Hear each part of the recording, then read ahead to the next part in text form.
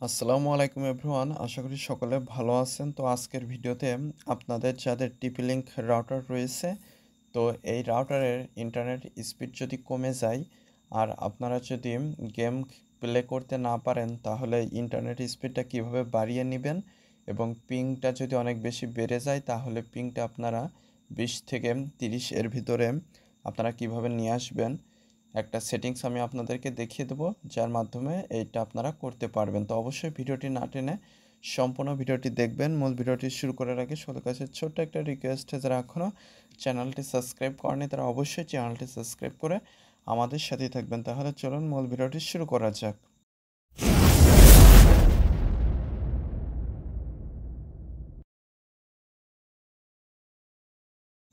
তো প্রথমে আপনারা ফোনের যে কোনো একটা ব্রাউজার সিলেক্ট করবেন। আমি গুগল ক্রোম ব্রাউজারে চলে আসলাম।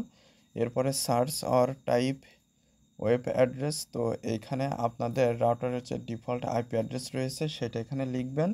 তো আমি এখানে রাউটারের ডিফল্ট আইপি অ্যাড্রেস টেন্ডার রাউটারের টিপি লিঙ্ক রাউটারের সেটা আমি এখানে দিয়ে দিচ্ছি। তারপরে এখানে যদি log in password set up দেওয়া থাকে তাহলে এখানে অ্যাডমিন এবং লগ ইন পাসওয়ার্ড দিয়ে লগ ইনে ক্লিক করে দিবেন। তো আমি এখানে দিয়ে দিচ্ছি। তারপরে লগ ইনে ক্লিক করে দিলে আপনারা এই ইন্টারফেসে চলে আসবেন।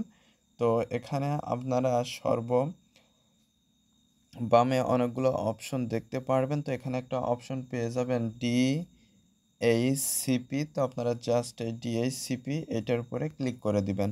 ক্লিক করে দিলে এখানে আপনারা DHCP server start IP address, এখানে অনেকগুলো অপশন দেখতে পারবেন।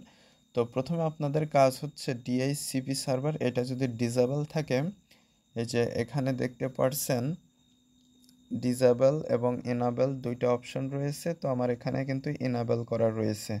তো আপনারা জাস্ট এই এনাবেল এইটার উপরে ক্লিক করে দিবেন। ক্লিক করে দেওয়ার পরে আপনারা নিচে দেখতে পারবেন ডিএনএস সার্ভার এবং সেকেন্ডারি ডিএনএস সার্ভার। তো প্রথমে আপনারা ডিএনএস সার্ভার এটা এখানে যা আছে সবগুলো কেটে দিবেন।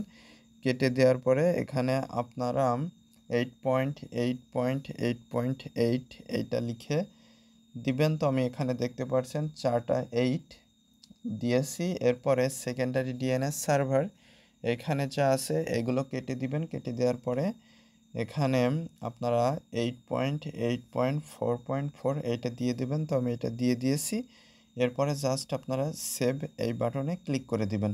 ক্লিক করে দেওয়ার ফলে এখানে আপনাদের রাউটারের যে ইন্টারনেট স্পিডটা আপনারা পাচ্ছেন সেটা অনেক বেশি বেড়ে যাবে এবং আপনাদের পিংটা যদি অনেক বেশি থাকে তাহলে আপনারা 20 থেকে 30 এর ভিতরে পিংটা পাবেন। তো আমি এখানে সেভে ক্লিক করে সেভ করে নিয়েছি। তখন এখানে দেখতে পাচ্ছেন আমি যেটা দিয়েছি সেটা সেভ হয়ে রয়েছে। তো এভাবে খুব সহজে কিন্তু আপনারা আপনাদের ইন্টারনেট স্পিডটা বাড়িয়ে নিতে পারেন এবং আপনারা গেম খেলার উপযোগী করে নিতে পারেন। তো আশা করি মূল বিষয়টা বুঝতে পেরেছেন।